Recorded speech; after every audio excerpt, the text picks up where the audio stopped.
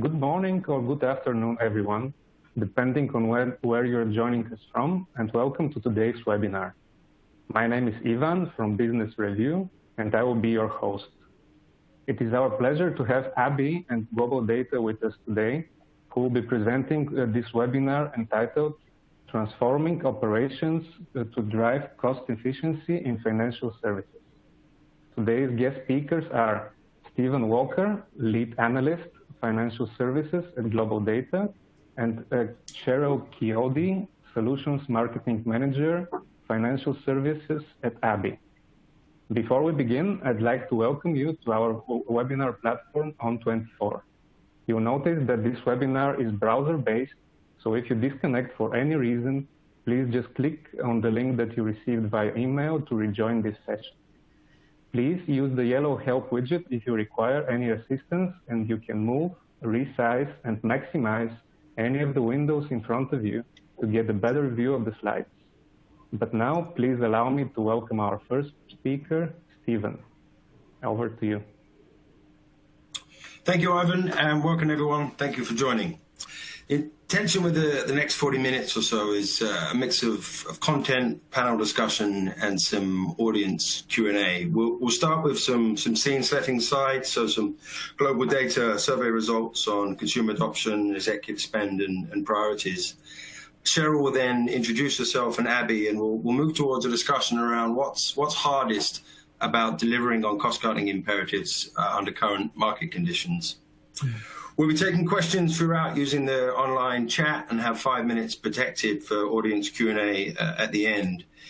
In order to ask questions, you can send them via the questions widget. If you scroll down, you will enter them into the box and just click submit at the bottom of the screen.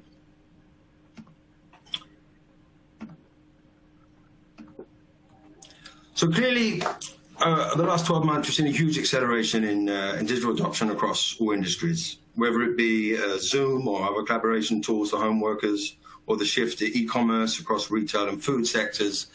It's a familiar refrain now, this idea of a decade's worth of channel shift in just 12 months.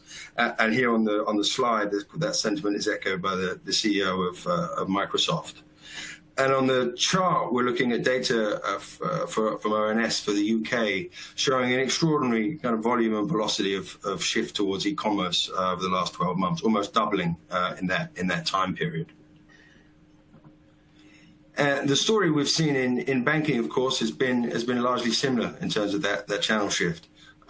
Widespread branch closures meant much traffic diverted primarily to call centers that were overwhelmed at the height of the crisis.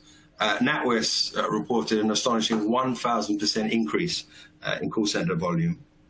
On digital adoption, I think the common challenges have been not just the absolute increase in user numbers, but the huge increase in net new users, the people who were more vulnerable to account takeover risks and other types of fraud, and needed more assistance and support online.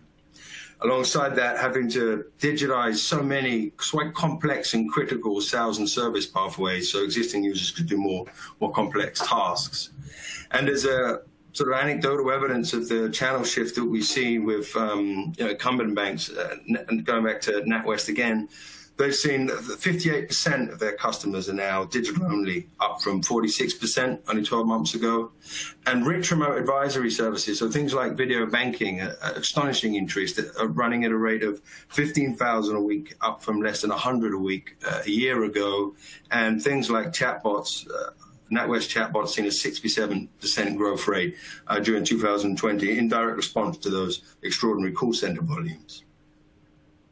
I think we're now going to take a quick poll from the audience to understand the sort of channel shift that you're seeing at your institution. So in which channels do you see the most customer engagement over the last 6 months? So we'll give you a few seconds to populate your answers. So in branch, mobile apps, chatbots, automated phone services, and social media. We'll click through, see if we've got some.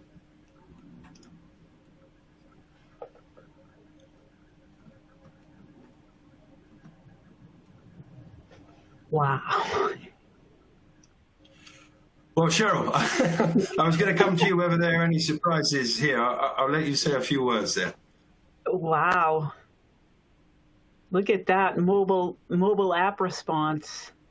I expected that to be highest, but really that's quite high, and not surprising, right? You mentioned those demographics that are newer to digital channels, and so we need to find a way to provide seamless, frictionless ability via the mobile device, right? For folks especially who are newer to the digital interaction. So it's quite interesting that chatbot really received no votes here. I would have thought that would have been a little bit higher, but really quite astonishing what we're seeing here, right?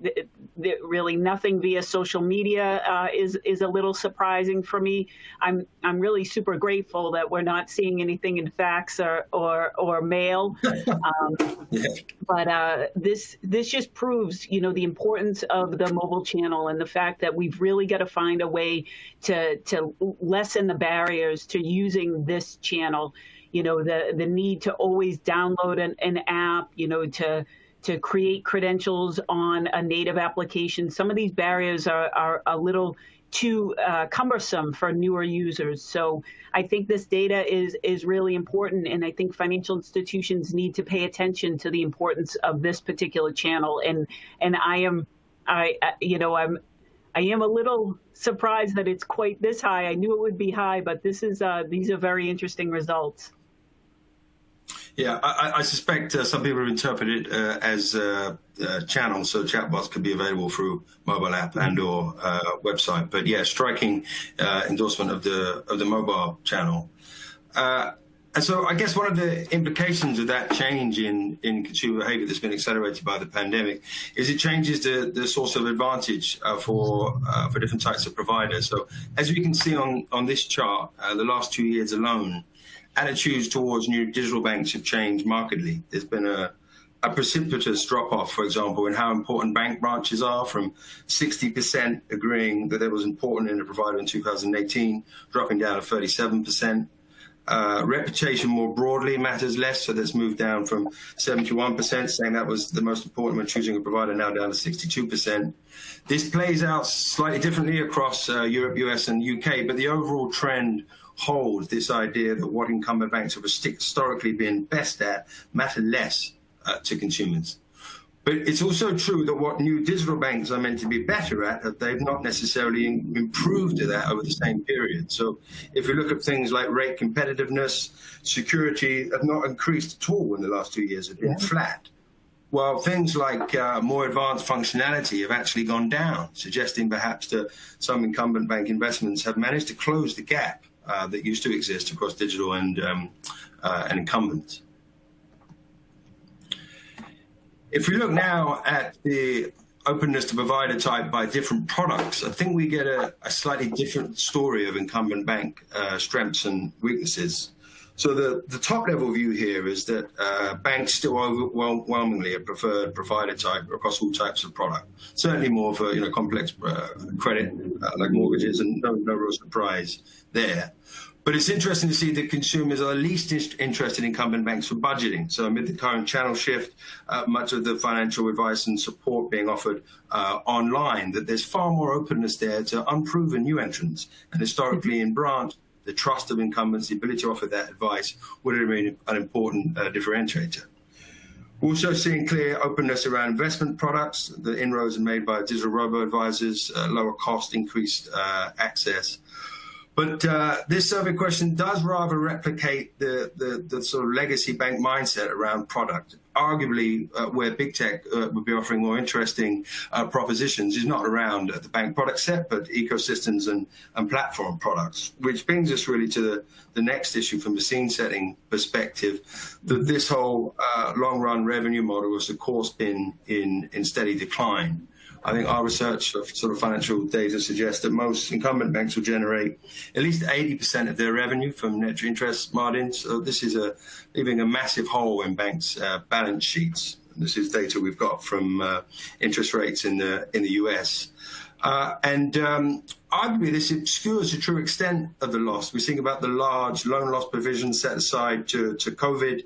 I think what we're also seeing there is not just problems with the traditional income model, but also traditional risk models and technology setups. Many of those newer digital banks, certainly the Chinese bank, My Bank and WeBank, despite operating lending to risky small rural SMEs, have managed to keep their non-performing loan ratios to low single digits, so 1-2%, despite the onset of the pandemic, by using machine learning algorithms and non-traditional credit risk assessment. If you contrast that to the sort of loan loss from big incumbent banks, Wells Fargo, Bank of America, you really get an idea of the enormous performance advantages those tech investments can play, particularly during changing market conditions.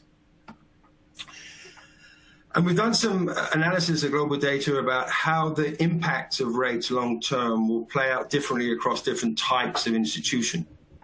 So I think, all else being equal, those banks with the highest cost income ratio and the least diversified revenue base are the most vulnerable to the impact of low rates. So as you can see on this 2x2, we're looking here at banks with divisional assets of more than $200 billion to see how those big banks compare. So in this model, big UK players, you can see here, Barclays, RBS, and Nationwide are the most vulnerable.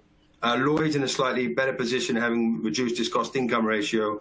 We're scoring it here as having still quite an undiversified revenue base, though they've made important movements, I think, in that direction. We've seen, I think it's the movement towards being a private landlord, renting out properties and for generation rent that can't accumulate the deposit.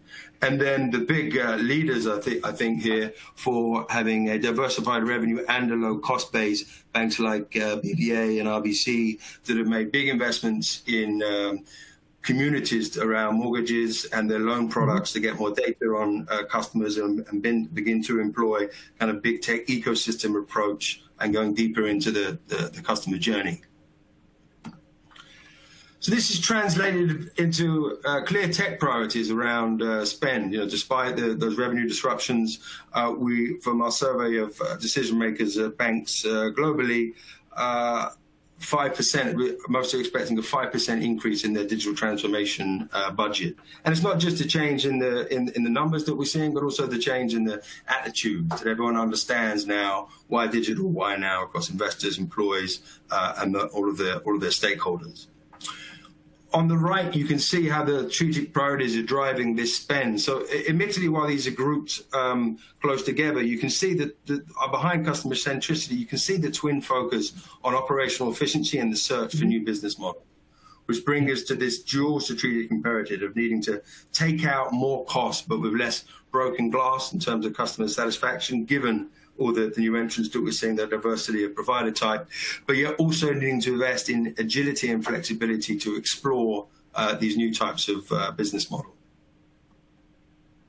I think we're going to take one more poll. So given the budget increases that were expected, what are the specific types of technology that you think will be attracting the most investment? So question specifically here, which one of the following technologies will be most disruptive in banking? So automation, cybersecurity, AI, 5G.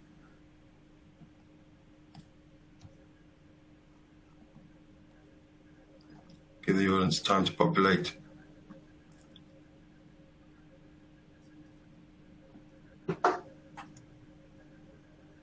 Cheryl, perhaps while we're waiting for answers to come in, you could offer a view on what you expect to be the most disruptive technologies here. Yeah, I think it's a great question, and hopefully we're seeing some investment in automation technologies. You talk about needing to become more agile, and the fact that we're really seeing this push, and it's a cultural transformation that's happening, as well as a technical transformation. So the board and leadership in financial institutions are responding to the imperative with a little more vigor, right? Understanding that markets can change very quickly, global circumstances can force change the way we've seen in the past year, and we're really needing to respond. So hopefully the automation technologies is really something that we'll see people making the investment in. You know, you mentioned new entrants to using digital first technologies, and maybe being more naive and being more exposed to application fraud and other types of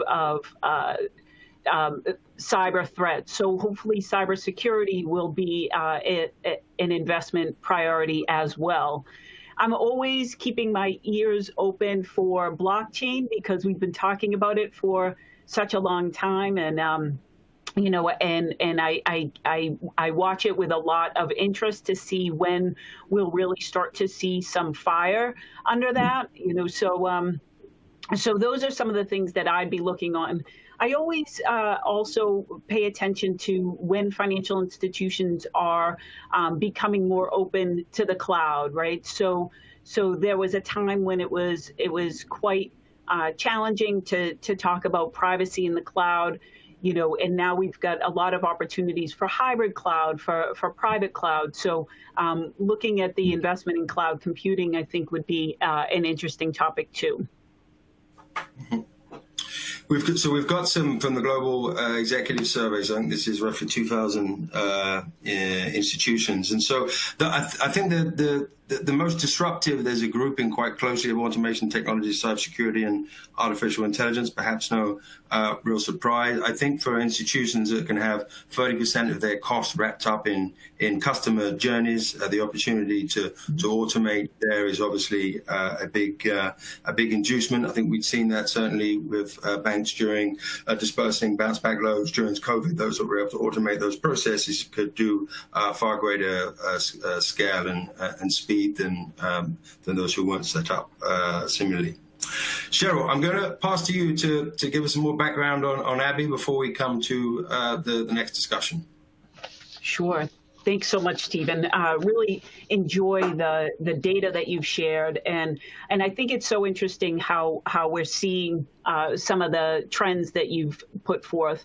That quote from the Microsoft CEO around transformation that would have taken a decade, happening in just under a year. I think it's maybe we've heard it so much lately, but it's really pretty compelling, when we would speak to leadership in financial institutions and talk about their priorities for digital transformation. It was a project, right? It was an 18-month plan, a 3-year plan or something.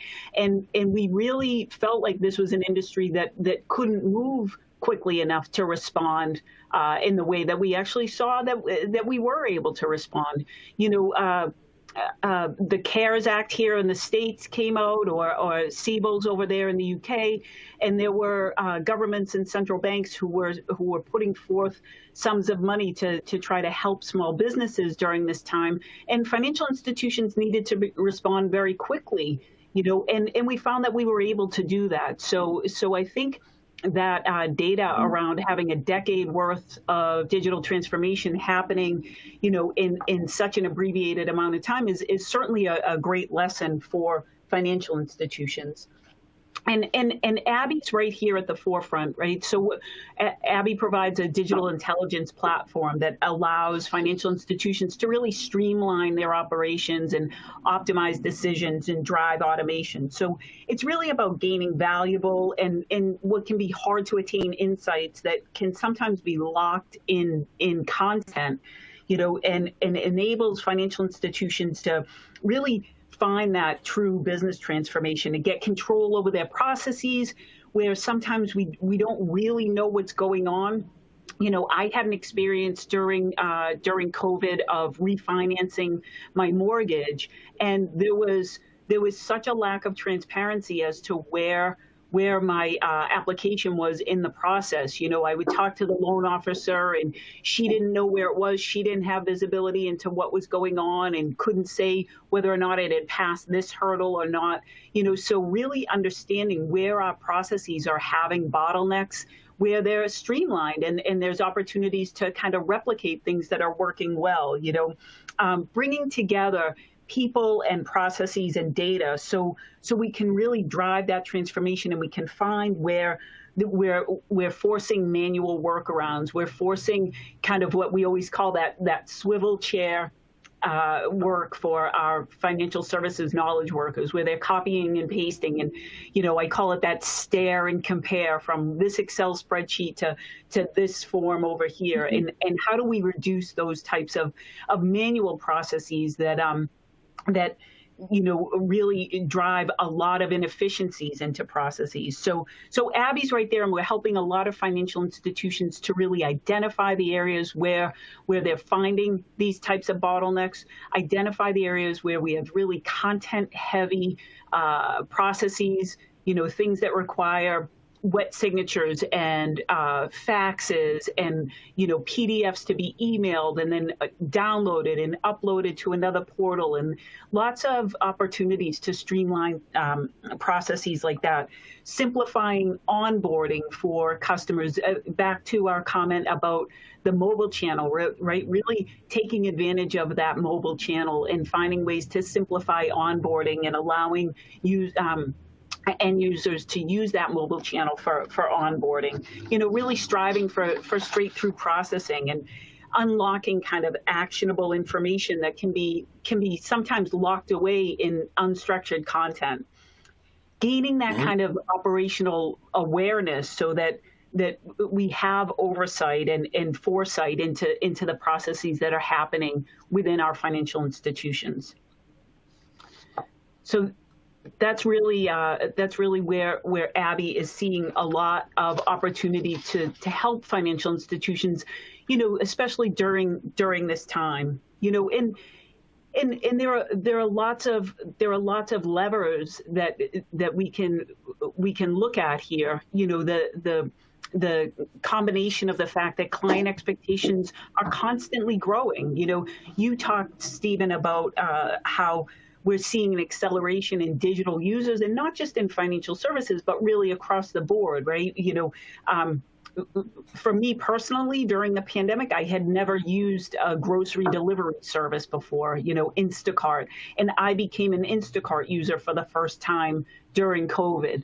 So I think we're seeing a lot of those types of things. People were streaming on Netflix and other entertainment services much more, and became digital consumers of that type of digital offering as well.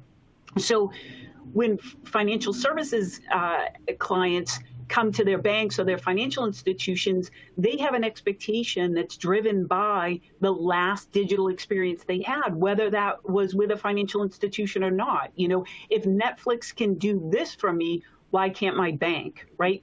If Zappos allows me to buy shoes in this seamless way, why is it so challenging to get new products and services from my financial institution?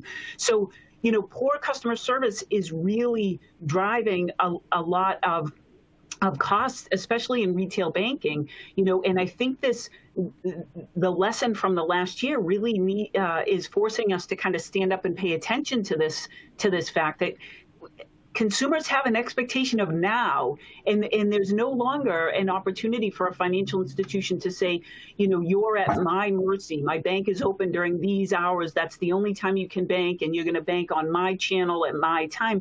That's not it. The roles are completely reversed, and customers are now driving that. And all this is happening during a forever changing regulatory landscape, right? This is a constantly fluid and dynamic regulatory landscape that we need to operate in. And the repercussions are huge. You know, you talked a little bit about reputation, you know, and you know, the age old quote, you know, no one wants to be on the cover of the Wall Street Journal, right? So the risks for, not being able to keep up with the changing regulatory landscape are huge. Not only in the fines that are potentially open to be paid, but in the reputation as well. And really, it's about always looking to improve operations, right? We talked about this, striving for straight-through processing, finding those opportunities where there may be bottlenecks in processes that are frustrating to both employees of the bank or the financial institution, as well as the end customers, right? Anytime we have those kind of stalls in processes, we have opportunities to really cause frustration in the market, so there's real revenue to be made when we can find productivity gains and improve operational excellence as well. So those are some of the challenges that we're seeing, and that we've been seeing, and has really been exacerbated during the course of the past year. So the ways that we can really strive towards solving for these, I keep going back to that mobile channel. I think it's so important.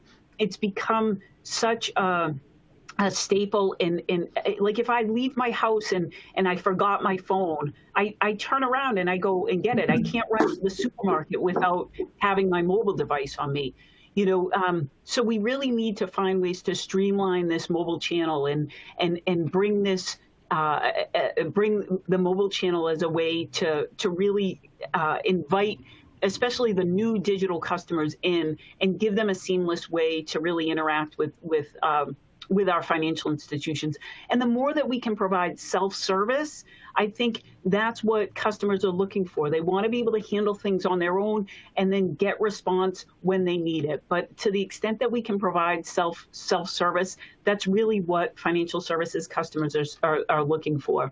And with regard to the changing regulation, right, I think we bump into trouble when we can't see what's going on in our processes, right? So to the extent that we can eliminate those blind spots, we can gain access to data so that we can decision things more quickly, get alerts, real-time alerts through SMS, when things are going wrong, and really have transaction monitoring that's real time that we can respond to and get out of trouble with regard to those reputational risks and the serious fines that we see. And all this is about improving speed, right? We talked about digital expectations, that it's really about competing with the last best digital experience that someone's had. Well, that's all about speed and accuracy, right? I want it fast, but it better be right. So we've really got to respond to that and make sure that we in financial services are able to compete with all of the digital players out there, regardless of the industry that they're in. And I think what we're seeing too, which is quite interesting, and we haven't really mentioned this yet, Stephen, is the scarcity of talent, right? So, the ability to provide financial institutions with more low-code and no-code platforms so that they can start to innovate more quickly and more rapidly without dependence on, the scarce source of talent in the developer pool. I think that's a place that we really need to look into as well. So that's becoming more and more important. Great, thanks, Cheryl. Let's move to some discussion, and maybe teasing towards your last point. So I think there are lots of banks that will understand the time and money that can be saved with automation and the deep potential for customer insight. But there can still be this reluctance to invest, perhaps due to implementation, lack of the right personnel, or not knowing where to start. What do you think drives some of the reticence here in your experience? Well, I think you just hit an important point, is that it can become so overwhelming that I just don't know where to start. I know it's important, and I know that I need to compete. And you talked about some of the digital first financial institutions, and how they're starting to encroach on the revenue share. So as an incumbent financial institution, I can know that it's important for me to move and to think about innovative ways to provide more digital services to my client base, but sometimes I can be frozen and not know where to start, right? So I think using process intelligence to really look at what's the state of your current processes, what's really going on within your financial institution by using an intelligent process mining, task mining tools, et cetera, to get at the root of what's really going on. And then you can make intelligent decisions about where to start. So you can start to gauge things around where we're finding the most bottlenecks, we're most at risk, this is a potential regulatory risk, and you can start to scale things that way when you're faced with real data. So I think the first place to start is with some real process intelligence, process mining, task mining, to really understand what's going on underneath the covers, because you can't fix something if you don't know what's broken in the first place. And what do you think some of the ways to prioritize automation? I know we've had in research interviews at Global Data where banks would have historically focused on the low-hanging fruit, so automating those simple tasks. But if they want to drive the biggest uplift in user experience and decisioning, is to look at some of those more complex processes like credit that cut across front, middle, and back office, and look to automate those. Do you think we're going to see an increased kind of appetite for some of those more involved process redesigns? I think we need to, Stephen, right? I think to your point, the low-hanging fruit were those front office applications that were most exposed to the end user, and we could kind of make things look beautiful on the outside, right? But meanwhile, we still had a lot of Band-Aids and rubber bands holding the back office together. So I think you're exactly right that, we've really got to look at some of the more complicated processes that, whether it be through mergers and acquisitions and different legacy systems coming together, financial institutions continue to have these kind of data silos that makes it very challenging, to automate the back office. But I think without that, things are going to start to fall apart throughout. So, you couldn't be more right that the time is now to really look at that, automating some of those more challenging things that maybe we've opted more for the low-hanging fruit in the past, but we've really got to start to dig under the covers and get to the back office processes that have really been a time sink in financial services for a while.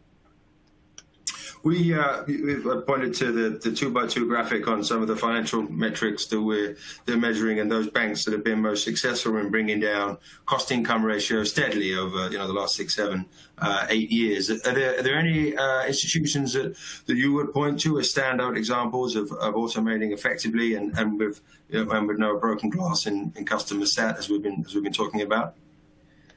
Well, it's always been fun to watch BBVA. So, I don't know when it was.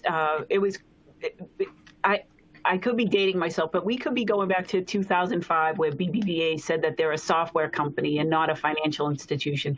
And maybe that's, maybe that's now an older quote, but just the fact that they've been thinking that way for so long, they're certainly a fun one to watch. I always keep my eyes on what JP Morgan is up to. I think Jamie Dimon has a lot of interesting thoughts. And, looking at the way, he came to his management team in early 2021 and said, we need to be frightened of what's going on with some of these new tech incumbents and these fintechs. And he was talking about Google and Amazon, and Ant Financial and some of these players that, you may not have historically thought were the ones that were keeping Jamie Dimon up at night, but these are the fast movers. These are the ones who have figured out how to create seamless customer experiences, right?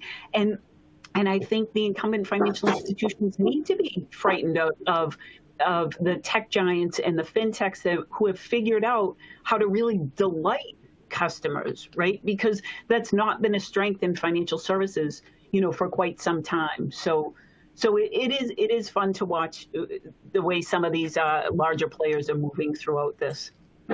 Yeah, with digital platforms for interaction, it's been interesting to watch specifically the evolution of chatbots, right? From doing simple tasks that are easily repeated and didn't involve any analysis, to we saw at the height of the crisis, Bank of America and BVA Blue doing more complicated quest for mortgage payment holidays and other such tasks. What scope do you think is there for chatbots to take even riskier tasks online without creating misfires? We've seen those examples of Revolut's chatbot that was on the one hand celebrated, on the other at many instances where customers in a heightened state of emotional stress not managing to pick up those cues. And so this is the importance of having the escalation procedures or the handovers understood to move from where there are limits of digital to where we need to be speaking to a human.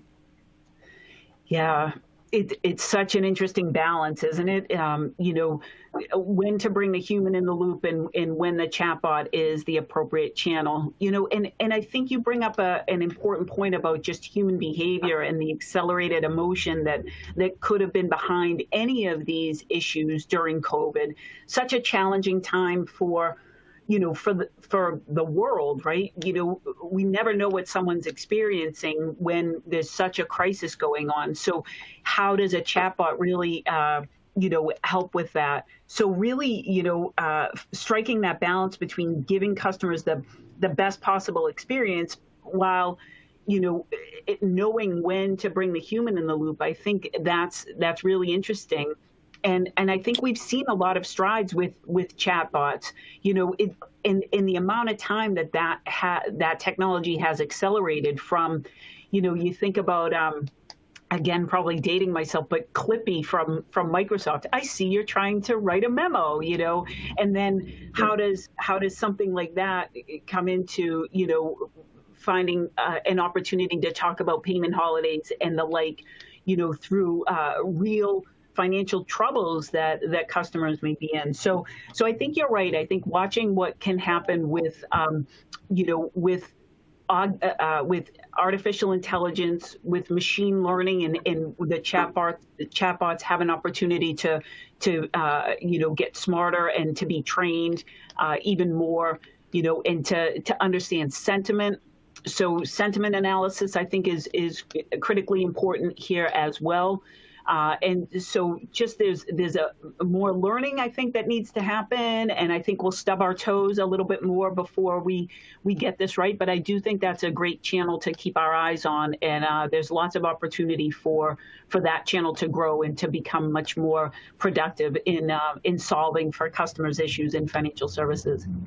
I think something that sits at the intersection of issues we're talking about there, one, how to respond to big tech, and then another of how to give customers more confidence completing more high-value, high-risk tasks. Online, we've seen a lot of focus on the role that personalization can play there as a standard set by big tech, or the role that personalization can play in making customers feel that they're understood and reassured. Particularly, we saw that in moments of truth during the pandemic, operating often under conditions of a heightened stress. If there were highly personalized tips and advice around my financial situation, I felt a heightened emotional connection to my provider. And I think one of the things that our data draws out about channel transitions is that historically for those digital holdouts, so those people that are the most reliant on the branch, the heaviest users of the branch, they typically value personalization the most, which points to one explanation of that is that they don't feel they can get that personalization through digital channels, so they continue to use the branch.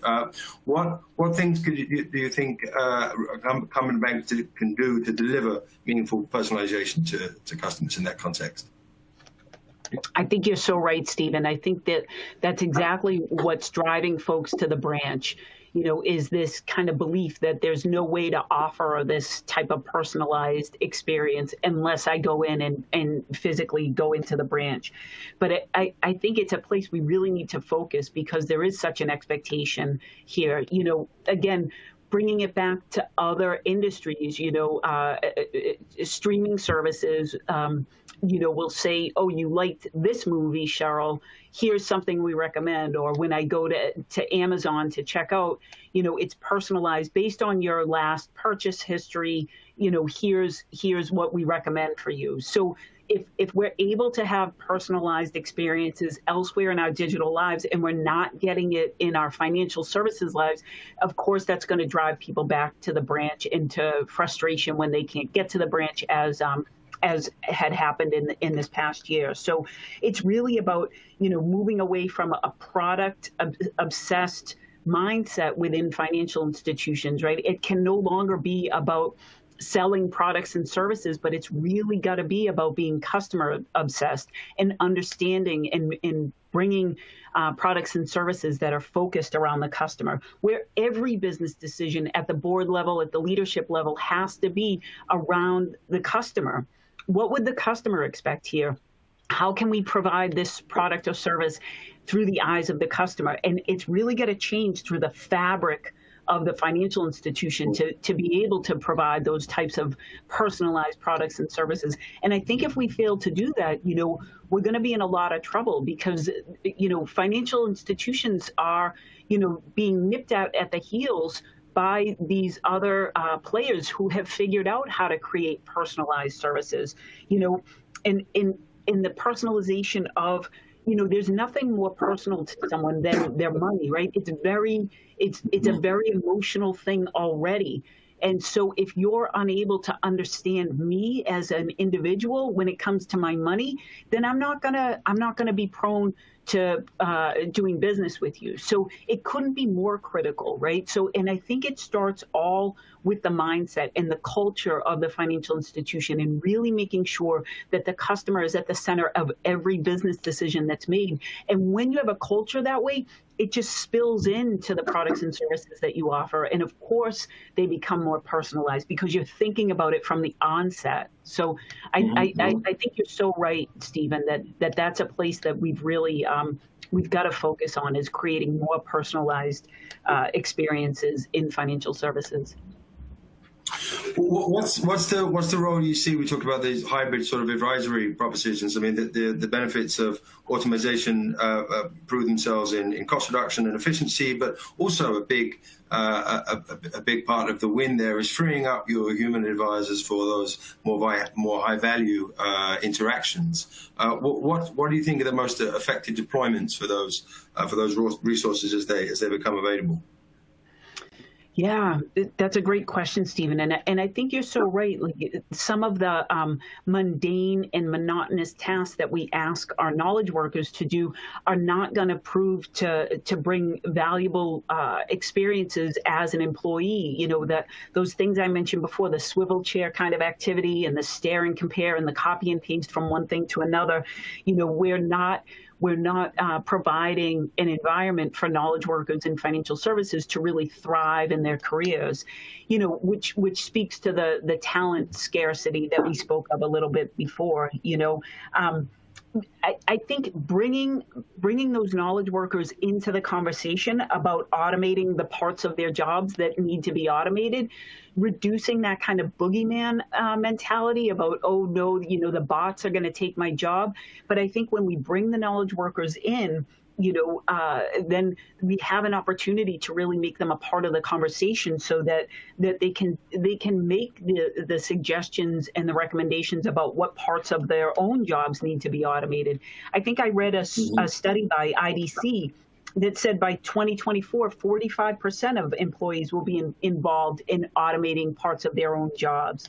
And where in financial services, things like reconciliation that can be quite onerous and tedious, we have an opportunity to bring that into automation. Some reporting tasks are very much copy and paste tasks that are mundane and monotonous, that we can bring in bots and we can bring in digital workers to really alleviate some of that. Anything that's manual, oftentimes inaccurate because of the manual repetitive nature to it, document heavy processes that are data intensive. If we can convert that to automation, using machine learning, using artificial intelligence, to remove the slower, sometimes inaccurate human driven solutions, so that the skilled workers, the knowledge workers can then really focus on bringing more value to the customer, right? Providing the personalized experiences that we've been talking about. No one knows financial services and banking more than the human worker that's been in it, right? That's their career. So give them the opportunity to provide those personalized services and give the digital workers the more mundane, repetitive, manual tasks that aren't providing for satisfaction in one's career anyway. Yeah, we've certainly seen an increase for the global data research interviews when we think about the repurposing the role of these branch environments and optimizing for more kind of high value sales and service. The role of tablet apps to kind of automate, even in the human context, some of the cross-sell and upsell opportunities in a sales conversation, but also helping to put that whole conversation on compliance guardrails. What's your view on some of the things that, particularly on that compliance question? And we're seeing far more focus, right, from the regulators worldwide on fair treatment and then all of the issues that grow out of economic, social, and governance. And I think a lot of that environmental dimension stuff is for world leaders, heads of states, and CEOs. But for channel managers and product managers, it's about delivering on the social and the governance, the fair treatment in branch. What do you think are some of the things that can be done for systems so they're set up to deal with changes as they come down the pipe on that topic? Yeah, I think this opens up a whole new conversation, right? Something that we haven't historically been focused on, and I think we've got to pay attention, to the social and environmental issues that are being raised. So again, it's really about having visibility, right? We can't address this if we don't know what's going on. So really having process intelligence, again, process mining, task mining, so that we can understand what's going on in the first place, and we can identify where we might be at risk of kind of bumping into issues with regard to some of these social and environmental issues that are coming up, understanding the supply chain, right, and really knowing where all of the players are in the supply chain, so that if there are issues in there, you can react and make changes quickly and be alerted and monitor those kind of things. Again, I think there's sometimes there can be a lack of visibility into what's really going on, so it's hard to respond and to know whether or not you are in compliance with some of these things. So having a clear vision into the true processes that are going on within your financial institution, and then being able to respond and really become a leader in some of these things. I think financial institutions have a great opportunity to really show themselves as leaders, that they are paying attention. We've seen banks who are providing products that have rewards for reducing your carbon footprint. So you get more rewards for renting a bicycle than you do for filling up your gas tank or something like that. So having an opportunity to really gain those kind of insights and to see what's going on, so that you can make a stance and have and become a leader in this space, where I think there's a great opportunity for financial institutions to take a leadership role. Yeah, and certainly one that will be juxtaposed with the last crisis, where instead of banks being seen as the cause, having an opportunity or a key role to play in insulating consumers from the austerities of that by suspending penalties and arranging holidays, a more collaborative relationship with customers overall. Cheryl, we've come up on the allocated time we have for the discussion, so and we've had some questions come in on the poll, so I'm going to find one that I think. Okay, so here's one. So you spoke about increased investment in automation. Do you see that across the financial services sector, across all the different subsectors? So any difference between commercial banking, retail banking, investment, and so on in automation spend? Yeah, I think there is a variety here. I think that we've really got to see this increase across the value chain, across all subsegments of financial services. But I think in wealth, There's been some hesitancy. It's really been about a white glove approach and a personal interaction, and there's been a belief that those types of interactions can't happen in any way other than face to face. But we're now really seeing that there's got to be an acceleration there as well. Retail banking, I think, has an opportunity to continue to accelerate here, and we're seeing a lot of that. In lending, there's a lot of opportunity to bring in digital channels. Customer onboarding, using the mobile device to verify identification, to validate that you are Stephen Walker, you are who you say you are, through selfie identification and liveness detection, things like that. So we're really finding ways to accelerate in some of those subsegments. But I think we'll see it in private equity and in wealth as well, but they may be a little slower movers there. I think maybe we've got time for one last question, given we're already overrunning. So last one, how much of the channel shift change do you think we've seen specifically in banking? How much will revert as things open up, and how much do you think will prove permanent? Yeah, I'm not sure that things are going to revert, to pre-COVID kind of channel usage, especially if we found a way to make this seamless for end users. Once you've seen that it's possible to transact remotely and via the mobile device, I think it's unlikely that we'll see a huge pushback to pre-COVID times, and I think it's only going to put more pressure on financial institutions for finding ways to continue to innovate and to continue to streamline these, so we don't force people back into pre-COVID behaviors. I think we're being more pressed now to provide better and more seamless and faster and more accurate experiences. So yeah, I don't think we'll see people reverting back to pre-COVID behaviors. It's interesting to see already the big sort of pronouncements from Goldman Sachs and JP Morgan. Banking have seen as having a more traditional stance on working arrangements already, insistence on people, everyone being back in the office, right? There's a kind of bold statements compared to other industries. Okay, Ivan, we're going to, on that note, wrap up and hand back to you for some final housekeeping remarks. Thank you so much, Stephen. Thanks, Cyril. Okay, thank you very much, both of you. That was a great presentation and the discussion after.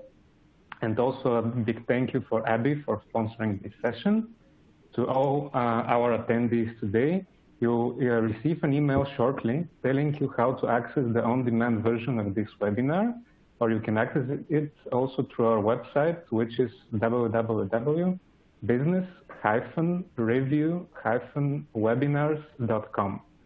We look forward to sharing further webinars with you, so please do keep an eye out on the website just mentioned and follow us on Twitter at BRWebinars for daily updates. And you can also join our LinkedIn group, Business Review Webinars. Thank you once again, and I hope that you have a very nice day. Bye-bye. Thank you. Thank you.